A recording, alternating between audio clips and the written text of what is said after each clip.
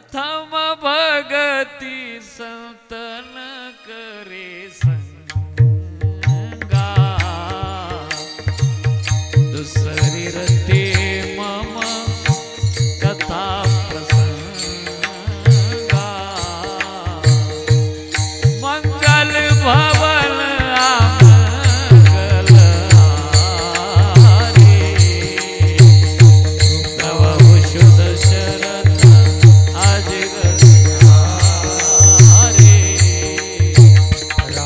सिया राम जय राम सिया राम जय राम। मोठ्या ज्या ताई आहेत भारतीताई BA झालेला आहे त्यांचं देखील मोठे जावई भगवान सुखदेव शिंदे ते देखील तहसील कार्यालयामध्ये भडगाव या ठिकाणी सेवेत आहेत। त्यानंतर लहान मुलगी माया BA DED ताईंचं पण झालेलं आहे। लहान जावई कुणाल पुंडलिक दणके MSCB मध्ये सोलापूरला ते MSCB मध्ये कार्यरत आहे। त्यानंतर मोठा मुलगा अविनाश सुदाम लोखंडे पोलीस दलामध्ये ते कार्यरत आहेत। धुळ्यातच आहे का? बरं बरं। आणि या ठिकाणी आत्ताच मला वाटतं SP होते PS आहे ना PI होते पवार साहेब तेही या ठिकाणी येऊन गेलेत। खरं तर तुमच्या लोकांच्या पाठीमागं खूप मोठी धावपळ असते। तुम्ही देखील एक धर्माचं काम करताय। तुमच्या मला वाटतं खांद्यावरच सत्य रक्षणाचं काम दिलेलं आहे आणि सत्याचं काम करण्याकरता केवढी मोठी जबाबदारी एक लोकांची सेवा करण्याचं काम। अविनाश भाऊकडे या ठिकाणी धुळ्यात ते ड्युटीवर पोलीस दलात कार्यरत आहेत। त्यानंतर मोठी सून रंजना अविनाश लोखंडे त्या देखील BA आहेत। लहान मुलगा ऋषिकेश सुदाम लोखंडे BSc आहेत। लहान सून पूजा ऋषिकेश लोखंडे या देखील BA DED आहेत। समस्त हा लोखंडे परिवार ग्रामस्थ वरखेडे आणि वारकरी संप्रदायातील थोर मंडळी या ठिकाणी उपस्थित आहे। माझ्यावर नितांत प्रेम करणारे गुणवान मंडळी सर्व या कार्यक्रमाकरता सुंदर असं गायन करणारे आमचे चंदू महाराज या ठिकाणी उपस्थित आहेत। सुंदर असं मयूर महाराज गायन करणारे, त्यानंतर ईश्वर महाराज, ऋषिकेश महाराज, रवी महाराज आणि मृदंगाची साथ करायला मी नाव विसरलो माऊली महाराज। समस्त भजनी मंडळ घेऊ नाव सगळ्यांची एका वाक्यात तुमच्या सगळ्यांच्या चरणावरती नतमस्तक होतो। विनेकरी बाबा सुंदर असं कीबोर्ड वादक शिंतवादक या ठिकाणी आहेत ज्यांची साऊंड सिस्टीम आहे, सुंदर असा आवाज आहे त्यांचे। त्यांना सांगायचं कामच नाही, बेस द्या, ट्रबल द्या की विको द्या, सुंदर असे ऑपरेटिंग आहेत। करू सुरुवात आता इकडे लक्ष द्या फक्त। देव हातात घेण्याकरता त्याची भक्ती करावी लागेल, त्याचं नामचिंतन करावं लागेल। आणि मला आपल्याला असं विचारायचं आहे, तो हातात एकाच गोष्टीने येतो, भावबळे आकळे हे रवीना, तो आकळण्याकरता नामचिंतन करताना भाव असावा।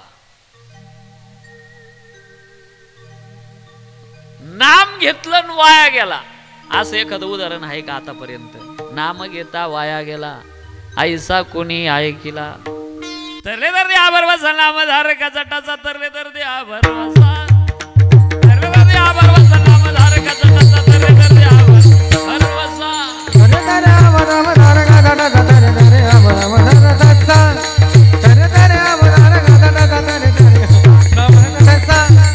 हे तरले तर द्या भरवसा नामधारका जटाचा, तरले तर द्या भरवसा, तरले तर द्या भरवसा नामधारका जटाचा, तरले तर द्या भरवसा।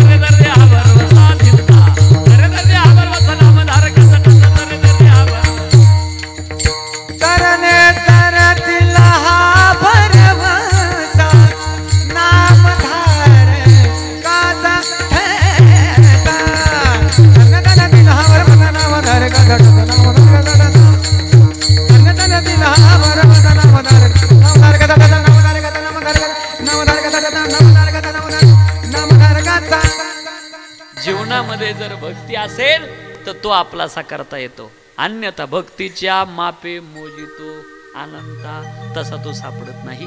म्हणून त्याला आपलंस करण्याकरता नामाच्या सहस्रवरी नावार्या उधारी अन सजून या संसारी तारू झालो.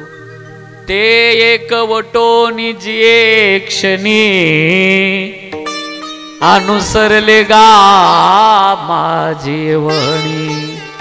तेव्हाची तयाची चिंतवणी मजची पडेगा. म्हणून नामचिंतन, एकदा तो भक्ती असेल जीवनामध्ये, भक्ती करा, भक्ती करा. महान उपयोग आहे भक्तीचा. नाथ बाबा तर असं सांगतात, जर भक्ती नसल तर पाचीच्या दिवशी कसा गेला प्रमाणे बर का, मोह गंभीरिंग नाही केलं. सटविने नेला कैसा नाही, भक्तिवीन पशु कशासे वाढला. भक्तीच नसेल जीवनामध्ये का हो? भक्तीचा नेमका काय उपयोग असा बर? करा हरी भक्ती परलोकी येईल कामा आणि सोडविल यमा पासोनिया.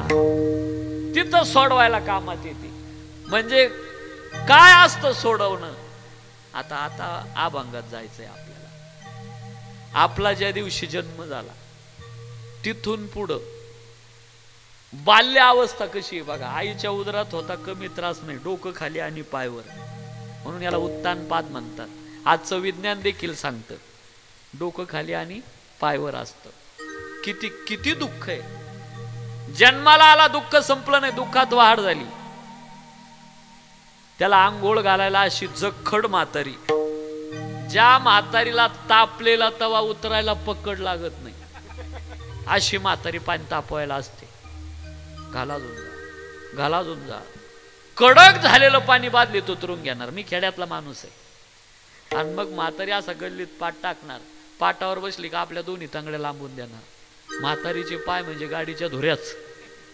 आणि मग त्या सोनाला सांगणार आण त्या पोराला इकडं. सासू असेल तर बरं, आजी सासू असेल तर मेलच ते पोरग. मग त्याला असं पालथ टाकणार पायावर. पालथ टाकणं चांगलं आहे का? नाही नाही, तुम्ही कल्पना करा. तुम्हाला स्नानासाठी घरी बोलवलं, पाणी उतरून दिलं, टावेल दिला, साबण दिला आणि सांगितलं पडा पालथे. तुम्ही म्हणशा का डोकं फिरलं का काय? अहो त्या बालकाला बोलता येत नाही. मग चोळत असताना हात तर चांगला असावा. या म्हातारीनं जर एखाद्याच्या पाठीवरून हात फिरवला तर असं वाटतं जणू काही एखादी बोरटीच वरबडली की काय. तेवढ्यावर थांबत नाही. उताना केला का उजवा हात डावा पाय, डावा हात उचापुरा गडी व्हायला पाहिजे. मला वाटतं संसारात सुरू होणाऱ्या तानातानीची सुरुवातच इथून असते काय कुणास ठाव. पुन्हा असं डोकं ठोकायचं, त्याचं गोल व्हायला पाहिजे. कानात फूक मारायची, एक तांब्या ओळून असं शेजारणीच्या अंगणात फेकून द्यायचं, जाऊ दे तिच्या नातवाईवर रोग. आणि मग त्याचं नाक थोडं चपटा असावा. ती म्हातारी असं दोन बोटांना धरणार. कोणावर पडलं का? कोणावर पडलं का? आता नुकतं जन्माला आलेलं लेकरू, त्याचं नाक तरी केवढं का असेल, पण म्हातारी गप्प बसणारच नाही. असं दोन बोटांना धरणार. कोणावर पडलं का? कोणावर पडलं का? बरं, म्हातारीचे बोट साधे नाही, म्हातारीचे बोट म्हणजे वायरमनची पकडच. लाल चटक नाक झालं, भेदरलं ते पोरग. झोळी टाकल्या टाकल्या झोपत. आणि मग शेजारची बाई येते आणि तुम्हाला विचारते का हो झोपला का? तुम्ही काय म्हणतात माहिती का? आत्ताच नांदला त्याच्यामुळं झोपला. हा तुमचा गैरसमज आहे. नांदल्यानं नाही झोपला, तो ताणल्यानं झोपला. किती आता नाही हे जन्माचं सांगतोय. आत्ताशी जन्म झाला का येताची बरं पहिलं शिजर आहे. आतलं दुःख तर बाजूला, सगळं वर्णनच केलं नाही अजून. हे आंघोळीचं सांगत होतो. पुढं त्याची शिशु अवस्था, बाल्य अवस्था, मग तारुण्य. आणि तारुण्यामध्ये इंद्रिय आवरत नाही. त्वचा पाहे मृदुपन, उदरवांची पूर्णान्न, श्रवण मागती गायन मधुर ध्वनी आलाप. ग्राणम च दपारी माळा रूप पावया डोळा हस्त वांछिती खेळा नाना लेळा स्वभावे पाय वांछिती गती आयशी इंद्रिय ओढाओढीती. म्हणून माऊली म्हणले ज्या सार्थकता जर करायची जीवनाची तापुली आपण पेया इंद्रिय येती आया. आणि याहुनी काय धनंजया सार्थकासे हे इंद्रिय आवरत नाही. सहज जरी लाड केला त्यांचा तर इतके विषयामध्ये रममान होतात. म्हणून तुम्हाला असं वाटतं का दारू पिणाऱ्याला कळत नाही दारू वाईट आहे? कळतं त्याला. तो सकाळी उठल्याबरोबर म्हणतो आजपासून प्यायची बंद. पण इंद्रिय आवरत नाही. बरोबर जसा वेळ होत चालला का इंद्रियाचा ताबा सुटत चालतो.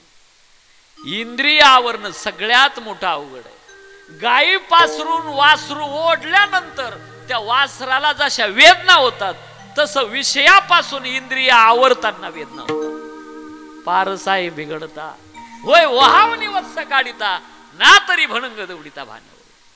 म्हणून इंद्रिय हे तारुण्यातलं दुःख.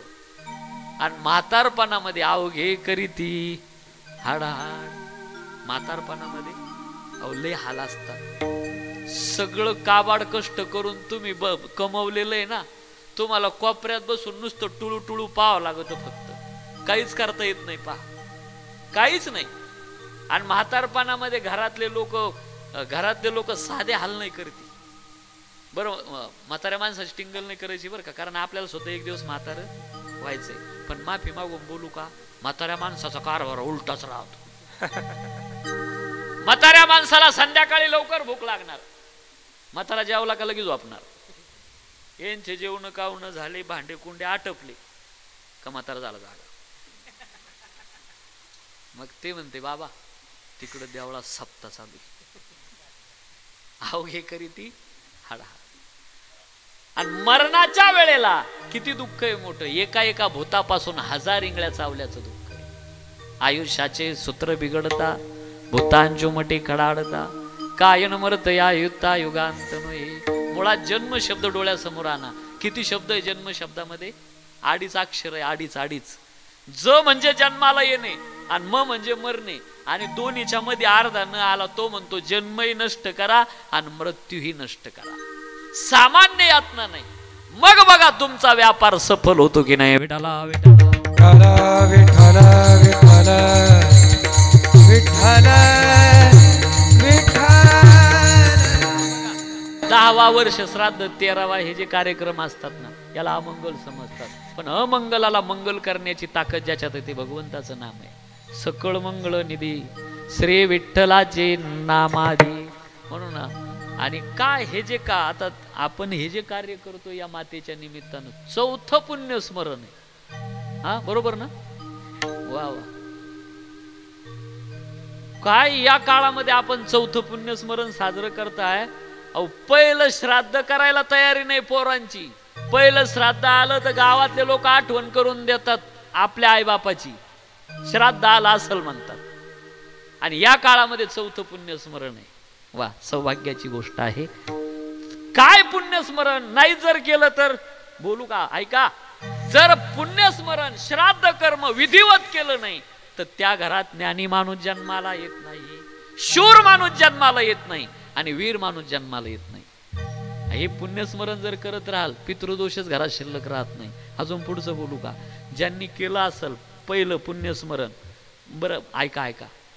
ज्या दिवशी देह ठेवला आपला विषय तिथं आलेला. देह ठेवला का त्या दिवशी या देहावर काय होतं अग्निसंस्कार होतो. आणि या शरीराची काय होते राख होते. शरीराची होय माती. याची माती होणार.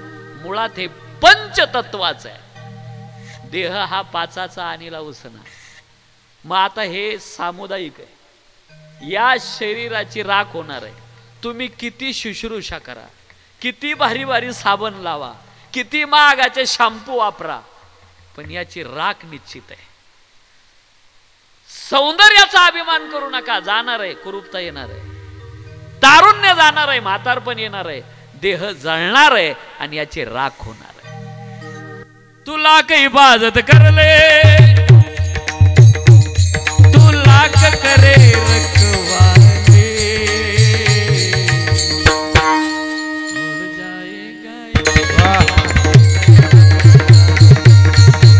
जाएगा एक दिन बंजे रहेगा पिंजरा उड़ जाएगा एक दिन बंजे रहेगा पिंजरा खाली उड़ जाएगा एक दिन बंजे रहेगा पिंजरा खाली तुम्ही किती शुश्रूषा करा या देहाची हे जीवन है लकड़ी की नैया लकड़ी की नैया है लकड़ी की नैया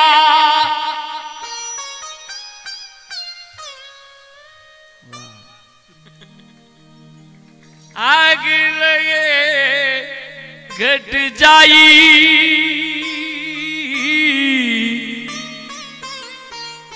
भजन करे भाई जीवन दो दिन का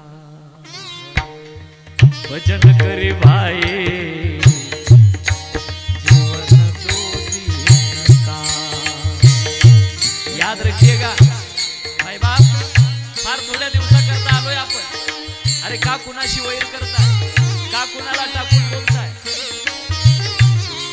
नका वैर करू 2 दिवसाकरता आलोय जशी लहान लेकरं खेळ खेळतात ना ये जीवन है माटी का खिलौना ये जीवन है माटी का खिलौना माटी का खिलौना है माटी का खिलौना माटी का खिलौना है माटी का खिलौना पानी पड़े घट जाई पानी पड़े घट जाई भजन करे